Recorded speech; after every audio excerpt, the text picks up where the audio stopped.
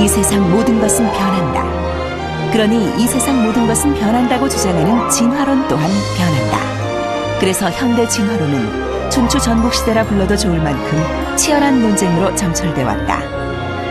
진화학자 장대익 교수와 함께 현대 진화론을 이끌어온 학자들을 만나보고 21세기 진화론의 현 주소를 찾아본다. 네, 오늘 세 번째 시간인데요. 주제가 현대 진화론의 춘추 전국시대입니다. 춘추 전국시대라고 불릴 만큼 현대 진화론 학자들도 많은 건가요? 예, 뭐 한두 명은 아니고요. 네. 굉장히 많습니다. 근데 단지 많은 것이 아니고 이제 여러 가지 사안들에 따라서 어떤 경우는 이렇게 찬성하는 쪽 반대쪽 이렇게 그 일종 대립각을 형성하고 있다고 보여지죠. 네, 오늘 강의를 통해서 더 자세한 내용 확인해 보도록 하고요. 현대 진화론에 얼마나 많은 입장들이 있는지 강의 통해서 확인해 보죠. 큰 박수 부탁드립니다.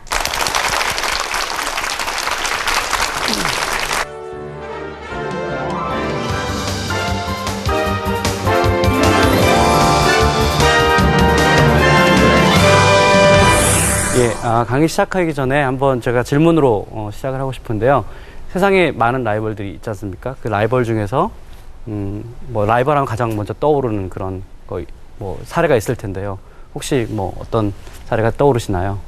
아, 예. 장동건과 정우성이요. 예, 어떤 라이벌 관계인 것 같으세요? 일단 외모가 수려하고요. 연기력이 뛰어난 것 같아요. 예. 뭐 장동건과 정우성 정말 그 이기적 유전자를 갖고 있는 사람들이죠. 예. 세상에 참 많은 라이벌들이 있습니다. 그 라이벌이 사실은 그 라이벌 관계 때문에 서로 큰 시너지를 발휘하죠.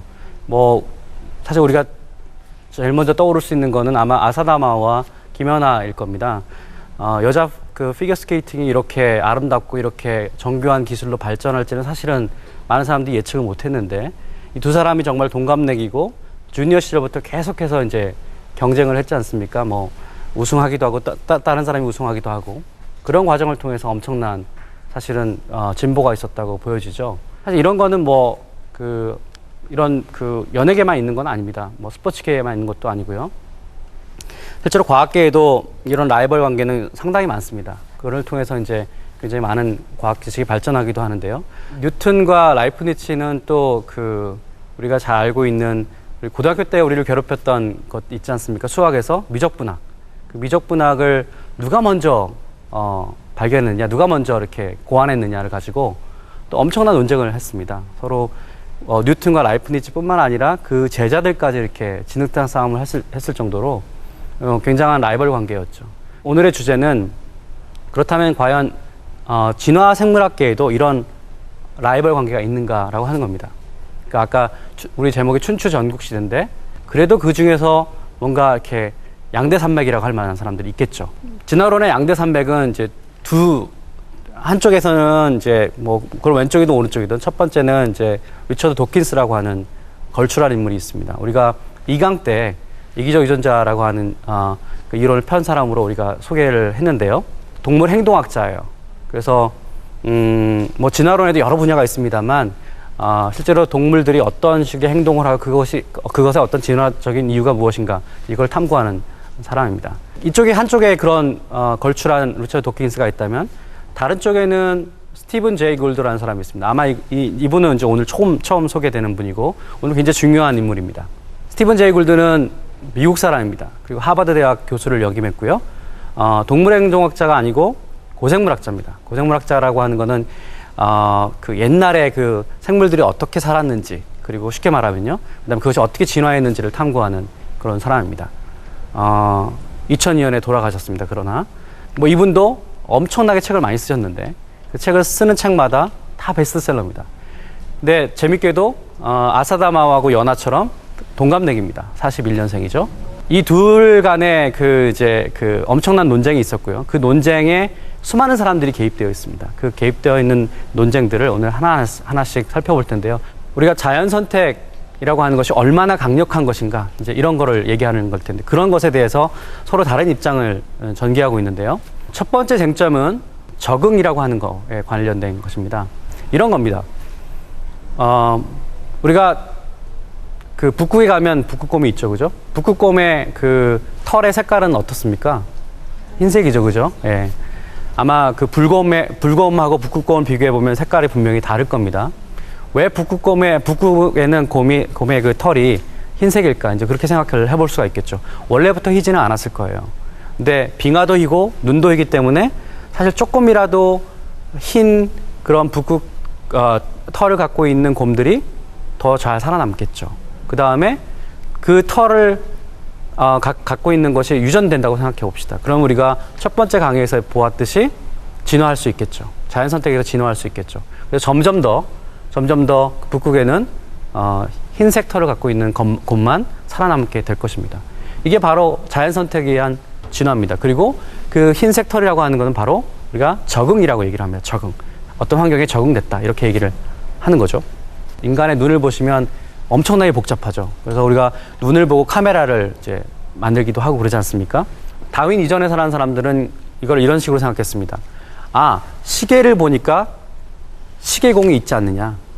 그렇다면 시계보다 더 복잡한 우리 인간의 눈을 우리가 갖고 있는데 그렇다면 그 눈을 만든 존재가 있지 않겠느냐라고 하는 생각이죠. 그거를 설계 논증이라고 얘기를 합니다.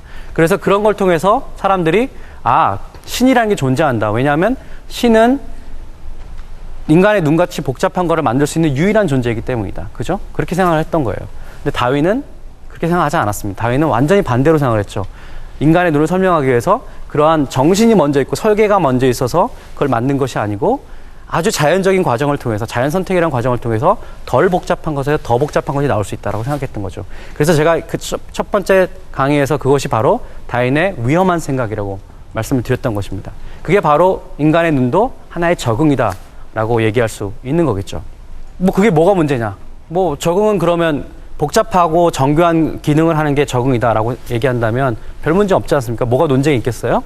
근데 여기에 이제 논쟁이 있습니다. 도대체 얼마나 복잡해야 그것이 자연 선택에 의해서 만들어진 것인가? 라고 하는 거죠. 그리고 자연 선택이라고 하는 것이 얼마나 이 자연계에 강력한가라고 하는 겁니다. 예를 들어 볼게요. 여러분 심장을 다 갖고 있습니다. 심장 여기 하나들 다 갖고 계시죠? 2개 갖고 계신 분도 없으실 거고 안 갖고 계신 분도 없을 텐데 심장의 기능이 뭡니까? 혈액을 이렇게 온몸에 다 구석구석 전달하는 거죠. 그래서 혈액을 펌프질해서 다 공급하는 걸 텐데요. 근데 만약에 여러분 병원에 가시면 의사 선생님이 청진기를 들이대고 심장소리를 들으시죠. 근데 어떤 사람이 만약 이렇게 생각한다고, 이렇게 얘기한다고 해보세요. 심장의 기능은 잡음을 내는 것이다. 잡음을 내서 아픈지 안 아픈지를 이렇게 알게 하는 것이다. 이렇게 얘기한다면 그건 조금 이상하죠. 예, 그죠. 심장이 원래 기능 같지는 않아요.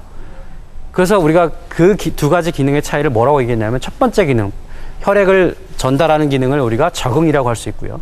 그 다음에 심장이 만약에 심장이 뛰기 때문에 기계적인 장치이기 때문에 사실은 잡음을 내죠. 잡음을 내는 거를 우리가 부산물이라고 얘기할 수 있는 겁니다.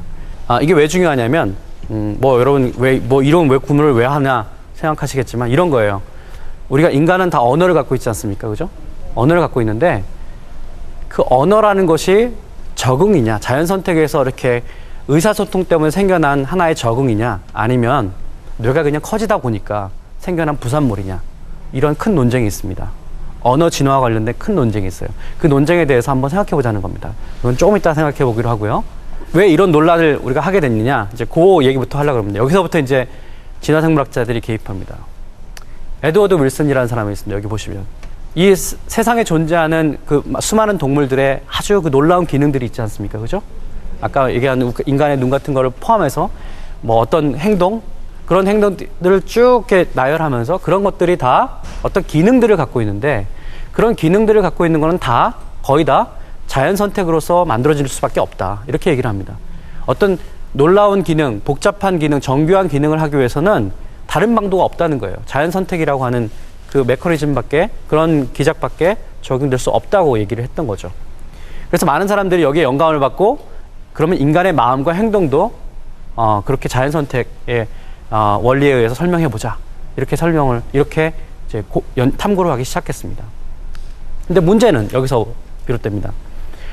1979년에 두 사람의 과학자가 그런 식의 에드워드 윌슨 식의 연구 방법론에 아주 큰 브레이크를 겁니다. 근데 그 공교롭게도 이 두 사람